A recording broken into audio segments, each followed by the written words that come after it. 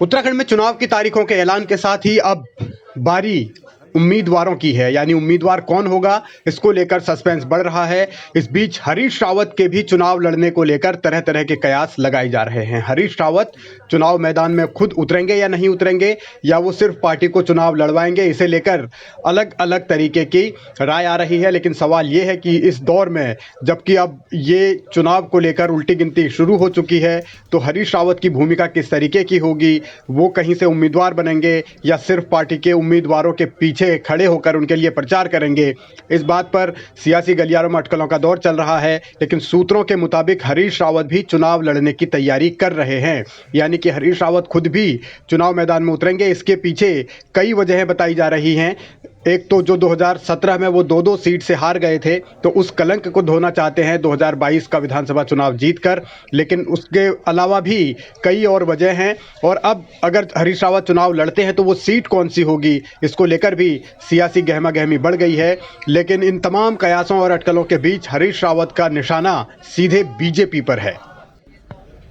Thank you election commission, जिस घड़ी का सारा देश, उत्तराखंड, पंजाब सहित पांचों राज्यों की जनता जनार्दन बेसब्री से प्रतीक्षा कर रही थी, आपने इन 5 राज्यों उत्तर प्रदेश, उत्तराखंड, पंजाब, गोवा, मणिपुर की चुनाव की तिथियां घोषित कर दी हैं।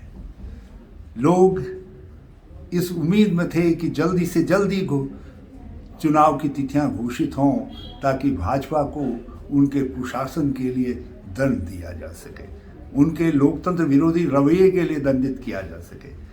बीजेपी की सरकार के खिलाफ हरीश रावत लगातार सवाल उठाते रहे हैं। अब चुनाव है तो इसमें और ज्यादा आक्रामकता आएगी। लेकिन अभी चुनौतियां हरीश रावत के सामने यही हैं कि वो पार्टी के भीतर खुद को कैसे मजबूत साबित करें, क्योंकि जो चुनौतियां 2017 में खड़ी हो गई थी उसके बाद से लगातार गुटबाजी भी बढ़ी। तो अब 2022 में जब चुनाव की तारीख डिक्लेयर हो चुकी है तो हरीश रावत की सीट को लेकर सस्पेंस बढ़ रहा है, सवाल उठ रहे हैं। अब सवाल इस बात को लेकर कि वो चुनाव मैदान में कहां से उतरेंगे।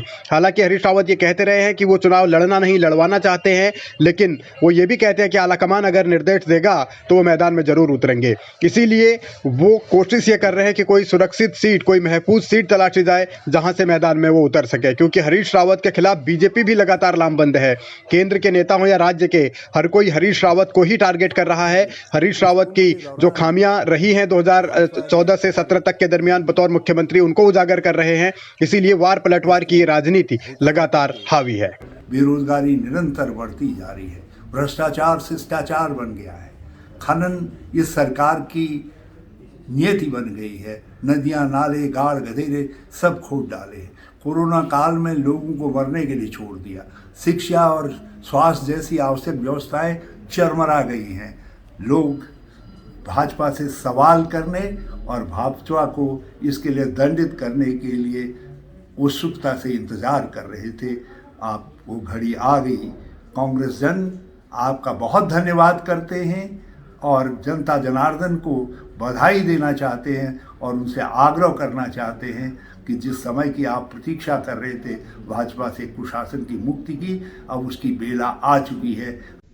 बीजेपी पर हरीश रावत भले ही हमले बोल रहे हैं, लेकिन असल चुनौती उनके लिए अपनी ही पार्टी के भीतर से है। इसीलिए हरीश रावत के मन में यह भी सवाल उठ रहा है कि अगर वो चुनाव में नहीं उतरे मैदान में और फिर बाद में ये कहा गया कि मुख्यमंत्री विधायकों में से ही होना चाहिए, तो इस चुनौती से निपटने के लिए और इन हालात से बचने के लिए भी हरीश रावत विधानसभा चुनाव लड़ सकते हैं। और ये माना जा रहा है कि अल्मोड़ा, पिथौरागढ़ या बागेश्वर जिले की किसी भी विधानसभा सीट से हरीश रावत मैदान में उतर सकते हैं। यानी इन 3 जिलों की जो 12 विधानसभा सीटें हैं, यहां से जो रिजर्व नहीं है, यानी जो SC ST के लिए रिजर्व नहीं है, उनके अलावा जो सीटें हैं वहां से कहीं भी हरीश रावत मैदान में उतर सकते हैं। 3 सीटों पर खासतौर पर अभी फिलहाल टटोला जा रहा है, एक रानीखेत, एक डीडीहाट और एक धारचूला। अब देखना होगा कि मैदान में हरीश रावत उतरते कहां से हैं।